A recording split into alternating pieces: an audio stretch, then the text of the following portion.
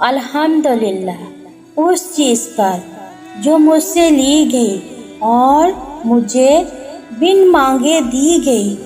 शिकवा तो बनता ही नहीं उस पाक ज़ात से जो बेहतर का बदल बेहतरीन देता है।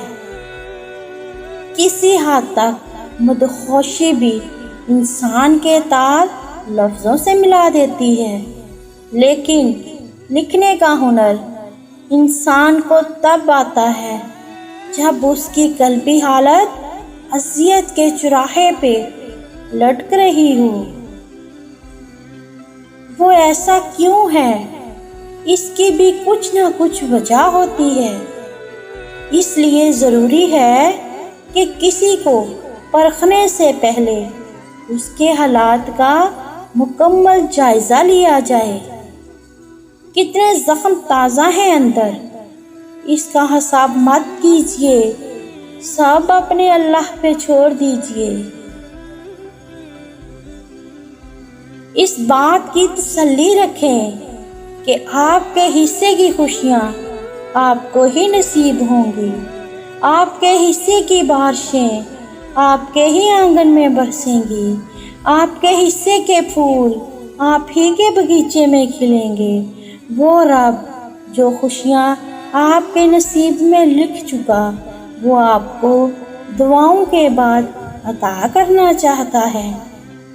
ये चीज़ तुम्हें नहीं मिल सकती, किसी के कह देने से वो वापस नहीं लेता।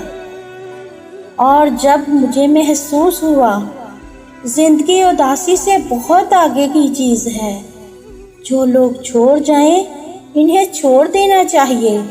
जो लोग अल्फाज ना समझ सके उसके सामने खामोशी इख्तियार कर लेनी चाहिए।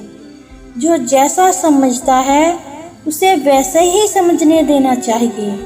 बस जो यहाँ रहे रहने दो, सही का इंतज़ार करो।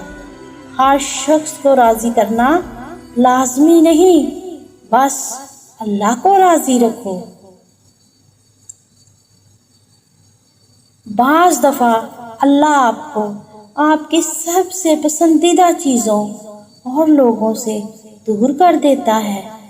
मकसद आपका दिल दुखाना नहीं होता, दरअसल आपका उस रब के करीब होना मकसद होता है। अगर कभी महसूस हो आप अकेले हो तो मत भूलना कि आप कम अज़ कम अकेले नहीं हो सकते। अल्लाह कभी भी किसी को अकेला नहीं करता। उसका नाम ज़रा दिल से लो, दिल की गहराइयों से पुकारो उसे।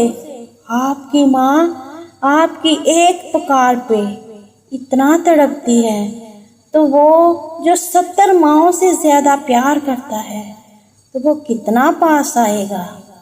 कभी उम्मीद नहीं खोनी, कभी उदास नहीं होना, क्योंकि वो कभी उम्मीद नहीं तोड़ता, वो दिलों को जोड़ने वाला है।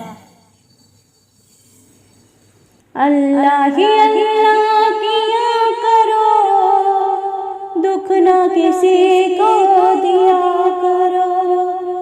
जो दुनिया का मालिक है